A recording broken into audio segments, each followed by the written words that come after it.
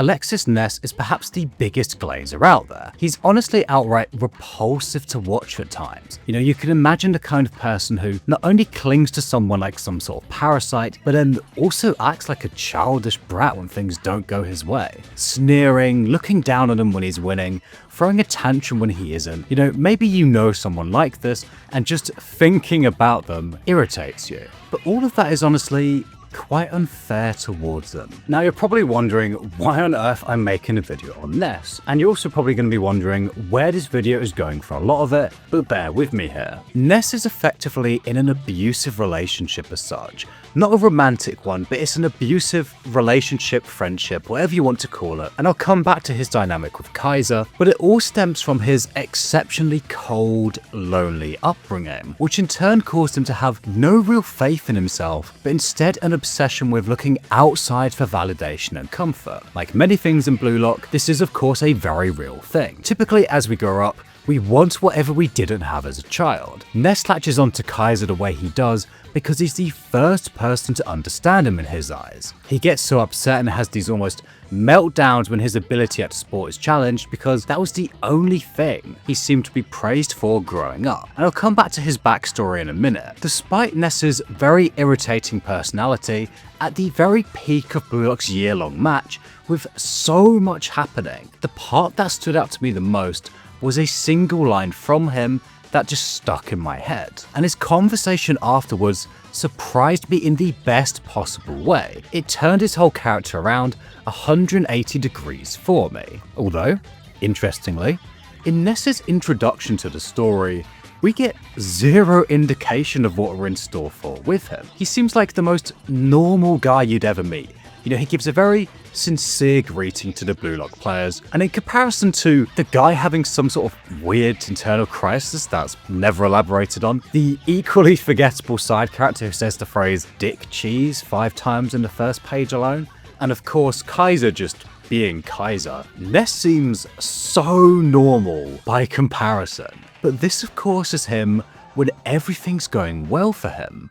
His standing in the team isn't under question, Kaiser's being nice to him, he ranks second in the training, and that's something I'm not going to spend super long on, but is worth noting because although it's easily forgotten across the course of the next 140 chapters, Ness is a fantastic player. People don't talk about this and it's so strange to me. He's not the best in the world or anything, but if we put everyone in a tier list, whilst he might not be S tier, he'd certainly be A tier. But his potential as a player isn't really able to shine within the philosophy of Blue Lock's bastard Munchen. They're supremely logical. Allegedly, anyway, their star striker spends half of his time trying to block his teammates' shots, but the coach at least uses data alone to decide its initial starting lineup, claiming he puts no stock in the invisible powers known as impression or emotion. This is of course strikingly similar to Ness's parents, a pair of scientists who not only believe it's possible to explain everything that happens on Earth, they insist on doing so for every tiny little thing. In their eyes, anything that couldn't be explained simply can't exist. But Ness had a counterexample. There was one thing which undoubtedly existed that his parents could not explain: his love for magic, that came from him reading a single book on it. This unexplainable feeling. And I didn't think much of it the first time I heard it. Truthfully, I actually didn't like his backstory at first, but now it's had time to sink in, I actually really love it. Maybe I like unexplainable things more than things that can be explained. And if you call those things magic, then maybe this world is filled to the brim with magic. And nowhere more so than football stadiums. The roar of a crowd and exhilaration of the players, both caused by the magic of a goal. I'm not actually sure how this young child got into this game on his own. Magic, I guess, but anyway. He continued to persist with his pursuit of magic, and crucially, in spite of multiple scoldings from his parents, insults from his siblings, and his complete lack of success with it. He never wanted to walk away from magic. He'd tolerate all the disdain and insults if it meant a chance at seeing the impossible. If you've read Blue Lock before, which I know isn't all of you, but if you have, you can probably see where this is going. To chase after that feeling of the impossible and become the one casting a spell himself, Ness signs up to Bastard Munchen's tryouts. And after struggling on his own, on the very verge of giving up, he meets Michael Kaiser. This is, of course, a textbook example of a talented learner discovering a genius according to Jinpachi's definition in 281. Someone born with traits that others lack, have a hard time being understood, and live difficult lives. They are capable of changing the world's standards, but it's not something they can achieve on their own. They need a talented learner to discover them and communicate it to the world. Kaneshiro is just so consistent with all the ideas in the manga, man. It really impresses me. But the pair become a potent duo on the pitch and good friends off of it. United by not the best parents, and Kaiser, of course, wants to become something impossible, exactly what Ness wanted to see. But for Ness, his original dream of wanting to see the impossible and experience magic started to morph into Kaiser's dream. He kind of loses his own originality and now plays football purely for Kaiser, seeing him as this conduit of the magic that he seeks. But whilst not a lot is really known about the time between meeting each other and the beginning of Blue Lock's Neo Egoist League, it seems like the two get on super well. And we do know that Ness has a 50 million yen annual salary, and Kaiser has a 300 million yen salary and is regarded as one of the best in the world for his age. They were both so incredibly successful and got along whilst that was the case. But once the NEL begins and their standing is threatened by Isagi Yoichi, their dynamic warps into something very twisted, with Ness publicly glazing Kaiser at every opportunity, but Kaiser treating him like complete garbage in response. As I said, it really resembles an abusive relationship, and I completely understand why it's so frustrating for people to watch Ness. You just want to give him a shake and say, dude, stand up for yourself, have some self-worth, get away from this guy who treats you like garbage. And again, I completely get how frustrating it is looking from the outside, but it's just not that simple. And I don't think that's something that can be explained unless you've been in this kind of dynamic before. The first instance being him grabbing Ness's head and pushing it down before yanking back up. He seems incredibly shocked by this, so I don't know if that means it was the first time something like this has happened, but either way, he doesn't respond. He doesn't even seem to attempt to break free, let alone fight back. And I don't think this is out of fear by any means. You know, sure, Kaiser is obviously a lot bigger and stronger, but that's definitely not it. It's a combination of not knowing what else to do with himself. And also, like, when you're in this kind of dynamic, you often just write off their behavior somehow. You know, it seems crazy to everyone else, but that's how it is, especially when Ness doesn't really have any self-worth here. He's obviously been told his whole life he was a failure, an idiot, he had inferior genes, only being praised by his teammates for being the best around his town in football. With that now gone, and as mentioned before, even his initial reason for playing no longer really burning inside him, if he were to part ways with Kaiser, what would he have left? We see throughout the rest of the series that as Kaiser's frustration at his performance grows, his treatment towards Ness only gets worse. Despite Ness being his biggest ally on the pitch, it seems as though he takes his anger out on him. Ness really goes out of his way to praise Kaiser as much as possible. You know, he's kind of becoming more desperate to get on his good side again, but it simply doesn't happen. Kaiser grew up in a home far worse than Ness's, with brutal daily beatings from his father. He never learned how to express any sort of appreciation or affection, and finds other people's kindness extremely uncomfortable. When he was younger, his only friend was a football that,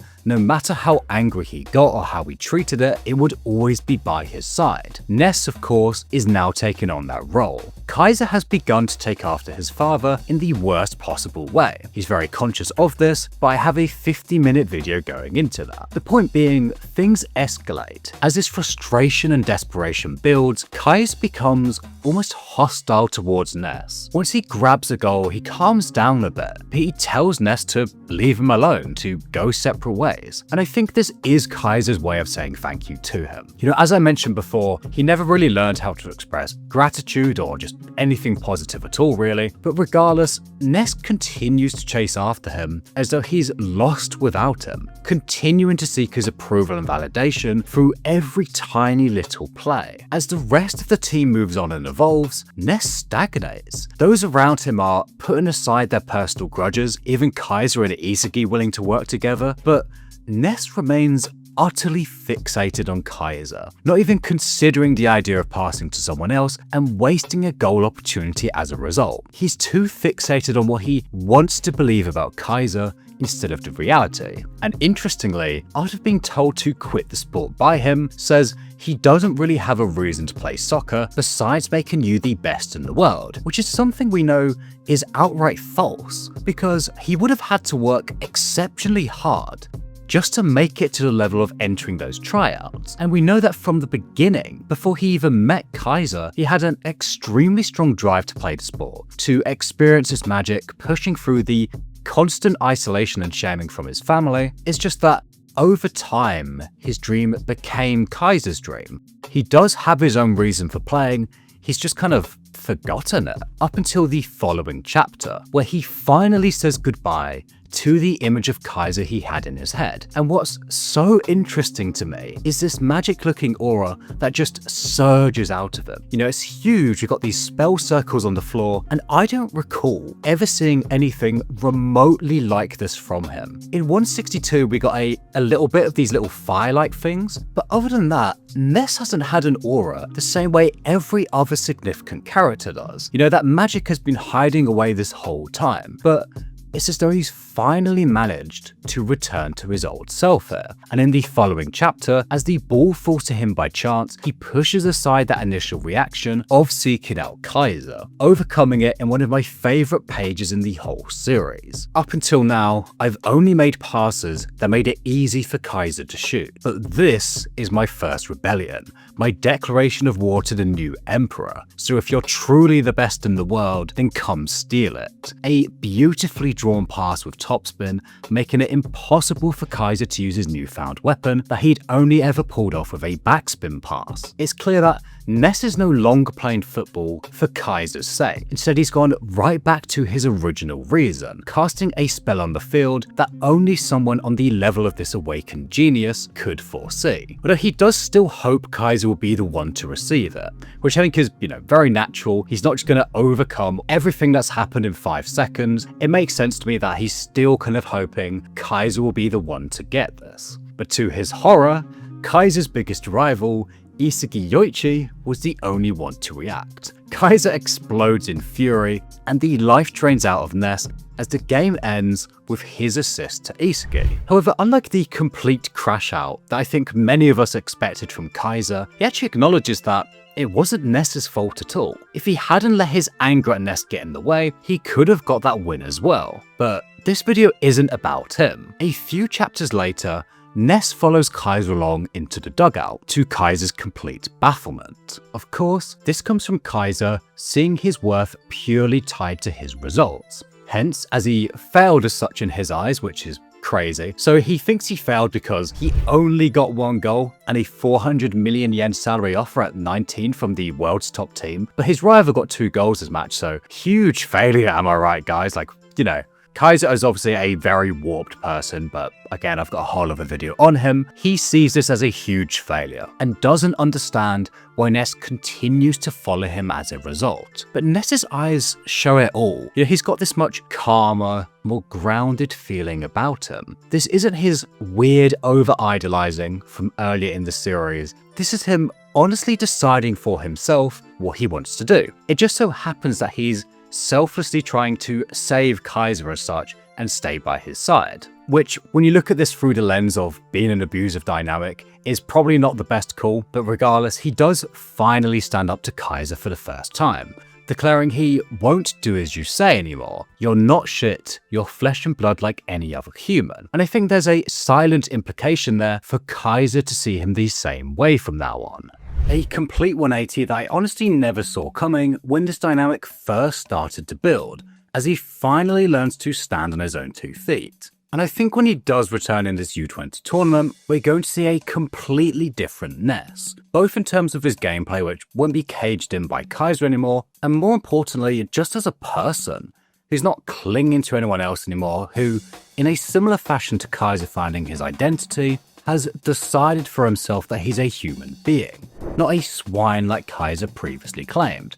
And so, who cares if Kaiser doesn't want him to do this, because Ness does. And I think his development here kind of got overshadowed in the finale, but to me he's another example of Kaneshiro's incredible ability to use these side characters which don't have too much screen time in such interesting ways, and I'm seriously looking forward to Ness's return. Now just give me 20 seconds of your time before you go and I'll show you something really cool. On the subject of magic, you probably noticed both the Dark Magician and of course the free run behind me. Now I've not really done sponsorships on this channel, truthfully just because most of the companies that reach out to me just really suck, to be honest. I don't want to work with them, but I genuinely think Figgies is a really good product. Everything is super high quality, it's got a really nice weight to it. Obviously there's no issues with space, you can even put it on your fridge using the magnets. It's all so much more affordable than those kind of large scale figures that you see. And it's got so many other features, so check out the link below. You can also use code LFA5 for an extra 5% off. A huge thank you to Figgies for supporting this video, and of course you for watching it. Thank you so much for watching once again. I'll be back soon with a video on Hiyori, so be sure to hit subscribe if you don't want to miss that.